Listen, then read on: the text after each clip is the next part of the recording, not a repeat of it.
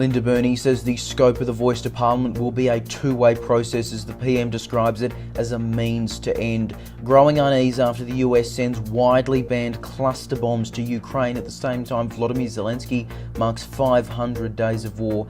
Labor says they don't expect to win next week's Fadden by-election where 13 candidates are in the running. And in sport, the third Ashes test resuming with England looking for their first win of the series as they chase Australia's second innings total.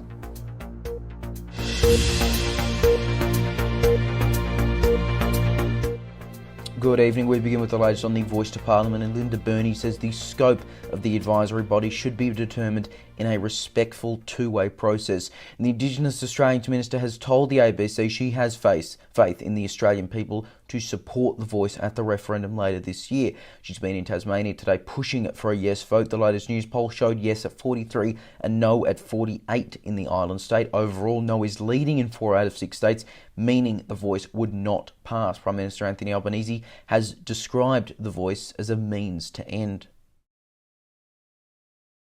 The Voice is just the means to the end. The end is closing the gap on education outcomes, on health, on housing, on incarceration rates. We have in this country an 8-year life expectancy gap between Indigenous and non-Indigenous Australians. We need to do better. There are rumours circulating the referendum will be held sometime in October. However, at this stage, a date has not yet been confirmed. Senior public servant Catherine Campbell is facing calls to resign following findings on the robo-debt scheme. The Royal Commission said Campbell was responsible for a department that established, implemented and maintained an unlawful program, and she failed to act and did nothing of substance to act on information about the illegality of income averaging. Federal crossbench MPs are now saying Campbell should consider resigning. A woman has died with 3 others taken to hospital after a tow truck slid down an embankment in the New South Wales Snowy Mountains. Emergency services were called to the scene last night after reports the truck had left the road at Kiandra. Authorities found a woman in the passenger seat of the truck's cabin had died. The truck had earlier been called to tow a ute with its owner, a 29-year-old woman, as well as her son travelling in the vehicle's back seat. They, as well as the driver of the truck, were all taken to hospital with varying injuries. 3 teenagers have been charged with murder over the death of a 14-year-old in Melbourne last month. Ethan Hoak was walking home with 2 friends in St Albans late at night on June 26 when a car allegedly struck him. Then 2 masked males allegedly got out of the car and assaulted him, leaving him with stab wounds. He was treated by paramedics but died on the way to hospital. The other boys with Hoak at the time were not injured. Authorities have now arrested an 18-year-old Tarneet man, a 17-year-old Wyndham Vale boy and a 17-year-old Deer Park boy. Trade and security are said to be priorities for Anthony Albanese in Lithuania, where he's set to attend a NATO summit. The Prime Minister has flown to Europe, where he's meeting German Chancellor Olaf Scholz to discuss, quote, deepening cooperation between Australia and Germany in trade and investment, clean energy transition and defence. It is the second time Australia has been invited to attend the summit as an Indo-Pacific 4 partner, along with New Zealand, South Korea and Japan. Ukrainian President Volodymyr Zelensky has marked 500 days of war with Russia by posting a video from Snake Island. In the early days of the conflict, soldiers defending the island defied an order from a Russian warship to surrender. Audio from that day went viral online as a symbol of Ukrainian resistance. Unease is also growing over the US's decision to send cluster bombs to Ukraine. They are a type of explosive weapon often airdropped that releases or ejects smaller submunitions or bomblets designed to kill personnel and destroy vehicles. The weapons are banned by more than 100 countries, including Australia. Other Western Ukraine allies, UK, Spain and Canada, have all confirmed in response to the recent decision they are opposed. It is part of a new military aid package from the US worth just under 1.2 billion Australian dollars. The Dutch Prime Minister has held talks with the King of the Netherlands following the collapse of his coalition government. Mark Rutte met with King Willem-Alexander, who was out of the country on holiday at the time, with an election now expected in the coming months. Debate over the resignation is set to happen in the country's lower house tomorrow. The government collapsed over a migration row. Rumour of a Nationals leadership spill continue. Reports indicate Barnaby Joyce may be looking to return to the top job, which would be his third time. Another former Nationals leader, Michael McCormack, says those leaking information should stop. Speaking to the Saturday paper, he said country towns aren't talking about the Nationals leadership, they're talking about electricity and grocery bills. McCormack said the current leader, David Littleproud, is doing a good job and the party needs to get behind him. Labor has again said they don't expect to win the upcoming Fadden by-election. Education Minister Jason Clare thinks the most recent Royal Commission findings with robo-debt, as we brought earlier, won't change the results enough to see the government pick up another seat. The Liberal Nationals remain the front-runners to retain the seat on Saturday, with a total of 13 candidates in the running. Reporter Lincoln Holmes has more. A wide range of candidates all aiming to be the next member for Fadden. 13 names on the ballot paper for the by-election in the Gold Coast seat. Labor's Letitia Del Fabro is on top of the ballot. She ran in the party last year as well, but has admitted she doesn't expect to win. The Greens are next with Scott Turner in the running. He replaced Sally Spain, who ran for the party in Fadden last year, but Six News understands she withdrew. The Australian Democrats, One Nation, Indigenous Aboriginal Party, Legalise Cannabis, and Sustainable Australia are all next. Then it comes to the three independents. Kevin Young, who's founded the Unregistered Owners and Renters Party, along with social media activist and former Labor member Belinda Jones, and previous candidate Stuart Broker. Jan Bakalis is contesting for the Citizens Party. She's been running in elections since 2001. We're for peace through economic development, right? Raising living standards. And you do that with a government bank, a people's bank, like the old Commonwealth Bank that we had for 84 years in government hands. We haven't had a government bank for decades, and we need to get back to a people's bank. The party is linked to the LaRouche movement, which promotes the ideas of the late Lyndon LaRouche. He was an American conspiracy theorist who died in 2019. It is our history. We have moved on. We name a spade a spade. We tell the truth, whether it's popular or not. It doesn't necessarily get us votes, but yeah, it's part of our history. We're not going to deny that. After her is the Liberal National Party's candidate Cameron Caldwell, who's a Gold Coast councillor. At the bottom of the ballot is James Taylor, a former Family First candidate back in 2010, now contesting for the Australian Federation Party. Basically stands for small business. And the Liberal Party used to be the small business party, but they've drifted from their moorings. So it just seems like AFP have arrived to take their place. Well, it's almost certain that the final race will be between Labor and the LNP. A close contest could mean a minor party voter preference will be the key to deciding the winner. Lincoln Holmes, 6 News. Staying in Queensland, Greens MP Max Chandler Mather is talking housing, his experiences in Parliament and the issues facing his own electorate in a new in-depth interview with 6 News. It airs on Uncensored this Wednesday at 8 p.m. Australian Eastern Daylight Time, Standard Time in fact. National Affairs Editor Austin Pollock has more. We asked Max Chandler Mather about all the issues that are facing the Housing Australia Future Fund bill. Obviously, the Greens pushing back on that quite a bit. By the sounds of things, they're going to continue to push the government to obviously get those rental caps. Now, we have, of course, heard a lot of somewhat controversy around that in Parliament, whether with the Greens teaming with the coalition to block that from the Senate, also speaking about the threats from Albanese with double dissolution, something that Max Chandler Mather says, well, is a lot of politics. So we do ask him what he thinks about that, and those are his thoughts. He elaborates more on that as well in the interview. But in terms of housing, obviously, it's a big issue for facing the country right now. Something that we pressed him very strongly on, which we did receive some pushback in a sense. However, obviously, there are so many people facing so much hardship right now with the housing and the Future Fund bill, obviously wanting it to go through. So we question him, and we find out that Max Shelmaker, the Greens do want some amendments made, but they also want the Albanese government to come to the table with a lot of things. It is his first year in office, and I am actually in the seat of Griffith. So, and I do admit I have seen him out and about, doing a lot of community initiatives. Like you said, he touched on those there as well. But flight noise, obviously a major issue. Something that we've seen reported on a lot is the protests that have happened out the front of Brisbane Airport Corporation's headquarters to try and solve the issues that so many in Griffith are facing. Obviously, it's directly over one of the flight paths. Two of the runways, the flight paths go straight over the seat of Griffith, suburbs in the seat of Griffith, because Griffith is quite a large seat on the south side of Brisbane, for those who aren't familiar.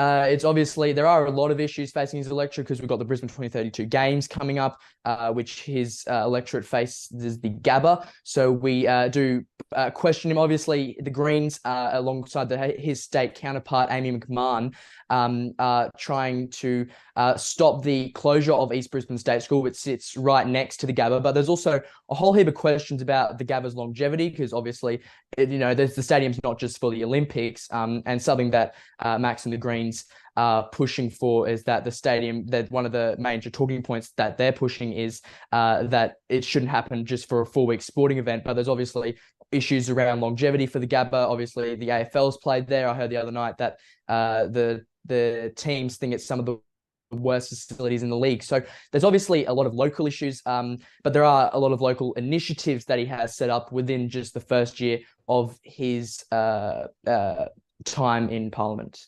As we know, in the federal election, there was a major Green slide across southeast Queensland. But they have, I think the latest news poll showed a slight drop in support for them federally. Don't know if that will affect state and local, but with the local specifically, it does seem like mostly that the current Lord Mayor, Adrian Schrinner, does have a lot of support, but the Greens would obviously want to push very hard, given their recent times showing some very strong results right across the country. And again, that interview airs this Wednesday, 8 p.m. Australian Eastern Standard Time on Uncensored, right here on 6 News. You can, of course, watch on demand as well anytime after that. An overdue library book has been returned 119 years after it was checked out. On February 4, 1904, someone checked out James Clerk Maxwell's An Elementary Treatise on Electricity from the New Bedford Free Public Library in the US state of Massachusetts and never returned it. Fast forward to 2023, Stuart Pleen, the curator of rare books at West Virginia University Libraries, was sorting through a recent donation of books when the discovery was made. Pleen then contacted Jody Goodman, the special collections librarian back in Massachusetts. The New Bedford Library has a 5 cent per day late fee, meaning this would be almost $2,100 or 3,139 Australian dollars in a late fine, although the AP reports that the late fee actually maxes out at $2, or that is $2.99 AUD. And staying in the US, Democrats and Republicans continue to enter the race for president next year. Donald Trump remains the GOP frontrunner, while Robert F. Kennedy Jr. could potentially have a Democratic primary win over Joe Biden. And North American correspondent Wyatt Sharp has the very latest. You have, of course, Donald Trump, who is perceived as the front runner. And now it's not just people on Team Trump saying that. You also had Steve Kortz, who is the national spokesperson for the Never Back Down super PAC that has endorsed Florida Governor Ron DeSantis in the campaign. He recently publicly acknowledged on the record that Donald Trump is the front runner in this campaign, and that Team DeSantis is going to have a lot of work to do in order to, get some of those polling numbers on par with the Trump campaign. Of course, the Trump campaign, as of right now, is polling ahead in virtually every one of those key states for the GOP primary. Mind you, though, Donald Trump really hasn't been hitting the campaign trail as heavily as some of the other candidates. Of course, as 4th of July celebrations are underway, we saw a lot of these candidates really get out there, getting on the campaign trail. Trump was in South Carolina, but he really isn't, as in-depth into things and as heavy into things as a candidate like Ron DeSantis, who is, really on the campaign trail on a day-to-day basis, traveling from state to state. Trump has really been staying as much as possible, it seems, at least, between his Florida residence at Mar-a-Lago in his golf club in Bedminster. Of course, you saw him speak there also after he was indicted for the second time in relation to classified documents. So there's a lot of moving parts, it seems, but it does seem, as you mentioned, like the divide between both Trump and DeSantis at this point in time is really only growing larger, and that includes the respective people on both of the two campaigns, as you have, lawmakers now who are getting involved, lawmakers who are endorsing either of the two candidates. There's some people who were previously aligned with Trump who have since come out and said that they feel DeSantis would be the better choice. And ultimately, DeSantis is kind of like a Trump, a candidate. Oftentimes, people are describing him as the Trumpism candidate without having to carry the luggage of things like January 6th, like the lies surrounding the 2020 election. So certainly a lot of moving parts that will continue to follow. Now, as we've discussed there, Trump is still polling incredibly well. Most polls have him over 50%. DeSantis polling around 20, 25. So still a huge Trump gap. What about those other Republicans, though? More and more seem to be added to the field. The one big name who keeps going at Trump very directly is, of course, former New Jersey Governor Christie. He's really been talking about, he's focusing his campaign on issues like the truth, whereas you look at other Republican candidates, Nikki Haley, Vivek Ramaswamy, and they're promoting their own direction, but Christie seems to be the only one going after Trump extremely heavily, I guess, putting that at the forefront of his campaign. Sure, and I mean that's what Chris Christie is definitely known for at this point in time. You see him and those that are closely aligned with his campaign talking about on social media how he is the anti-Trump candidate. But then again, Chris Christie is polling at some of the lowest numbers out of any of the GOP hopefuls at this point in time. Those candidates who are, not necessarily coming out too harshly against former President Trump. I'm thinking people like Ron DeSantis, because keep in mind, although Ron DeSantis is polling second, he really hasn't said anything too harshly against former President Trump. You also have, of course, people like Nikki Haley. She really hasn't said anything too harshly either. And you see that reflected in the polling numbers. The GOP base and Trump's base, in many ways, that is the same thing. A lot of these candidates who are in the race right now, they know that in order to be successful in the primary, they're going to need to move at least a partial segment of the Trump base to their campaign. That's something that Chris Christie is going to have a really hard time doing, given how much of an anti-Trump status he has taken thus far. Whereas a candidate like DeSantis or Nikki Haley or perhaps Mike Pence even, although they have a lot of different viewpoints than someone like Trump, and although they might have some different personalities, they certainly have a much better chance at being able to sway some of Trump voters to come to their campaigns, which is, again, something that if they're looking to be successful, they will certainly need to do. Now, on the Democratic side, of course, you'd assume Joe Biden gets in, but the main challenger, and there's two, but the main challenger seems to be Robert F. Kennedy Jr. Now, of course, a name like Kennedy is not obscure in American politics, to put it lightly.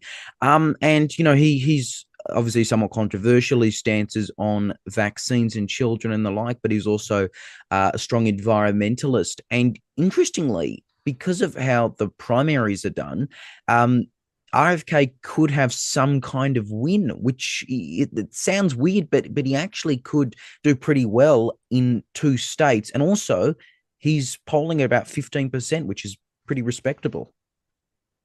Yeah, so there's a lot of moving parts to that.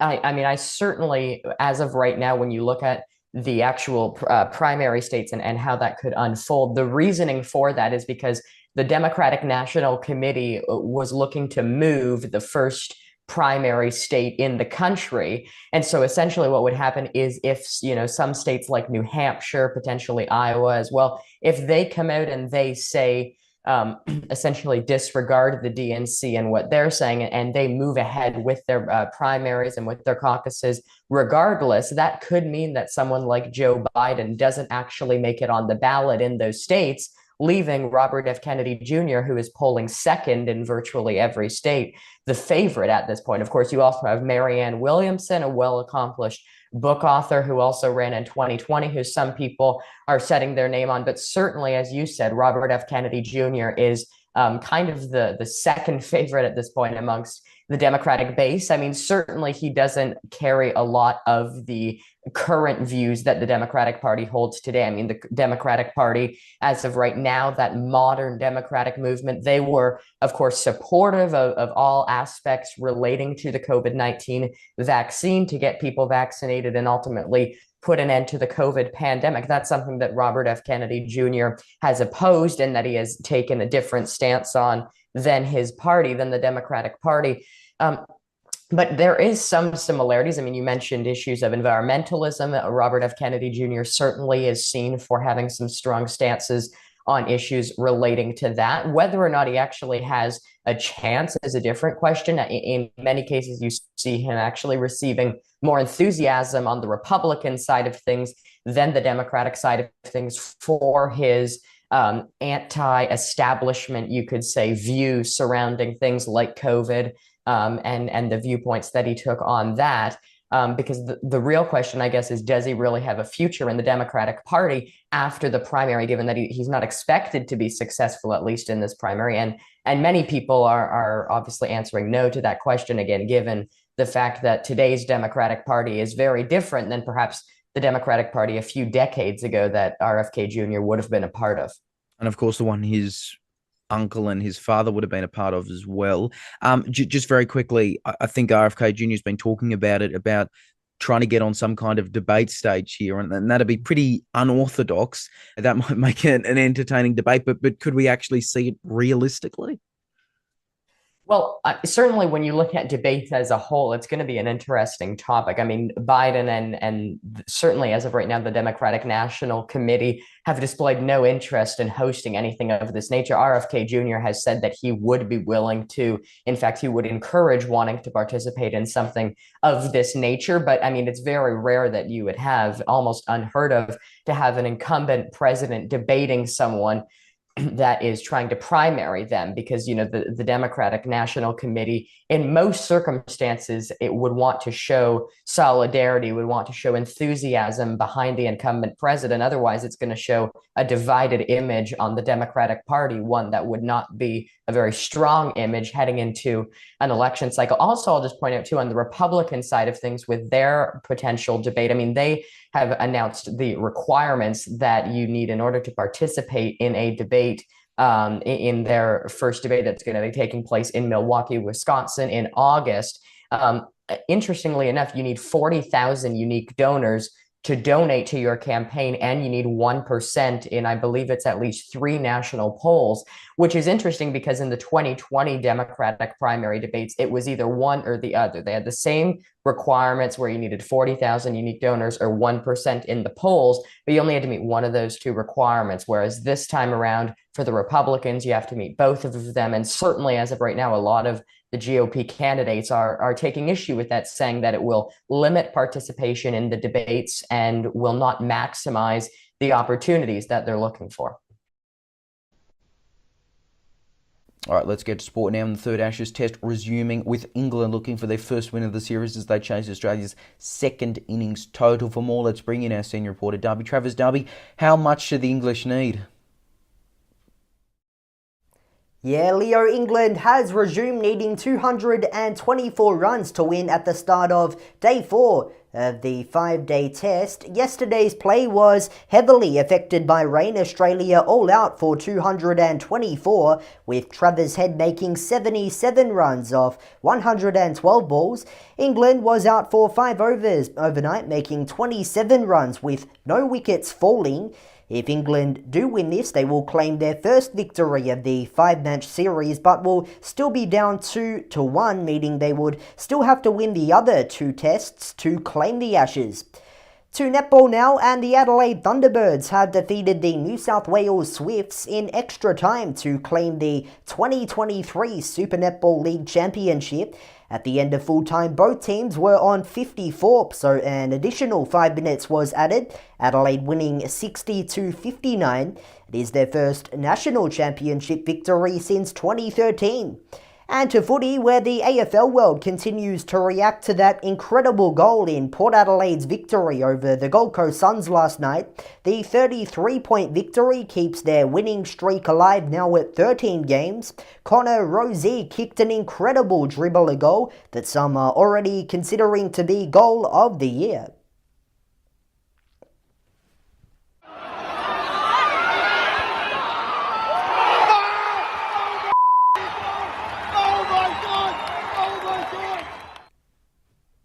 And Leo, that is the latest in sport tonight. For more updates, just head to our YouTube channel, search SIXNewsAU to find us. All right, Darby Travers, thank you. And now here's Ivan Mealy with what's making news right now on WAMN News. Thank you, Leo. Tonight on WAMN News, why I will be voting no. An ex-Liberal MP goes public on his referendum decision. A WAMN News exclusive. Emotional farewell to Officer Anthony Woods as the alleged perpetrator faces upgraded charges. A man allegedly stabbed to death at a servo during a physical altercation in Perth's north. Peter Kennedy's analysis on the Yes campaign's next move as support continues to slip. And later, Dr. Andrew Miller's comment. Join us tonight on the WAMN News Facebook page and YouTube channel. All right, now taking a look at the top stories we are following on 6 News this hour, and Linda Burney says the scope of the Voice to Parliament should be determined in a respectful two-way process. The Indigenous Australians Minister telling the ABC she has faith in the Australian people who support the Voice at the referendum. She's been in Tasmania pushing for a yes vote. And Unease is also growing over the US's decision to send cluster bombs to Ukraine. They are a type of explosive weapon, often airdropped, that releases or ejects smaller submunitions or bomblets designed to kill personnel and destroy vehicles. They are banned by more than 100 countries, including Australia. And that is 6 News for this hour. There is more news 24/7 on our website, 6newsau.com, and on social media. Just search 6NewsAU to find us. More news coverage continues right after this. For now, though, I'm Leonardo Puglisi. Thanks for your company. Goodbye.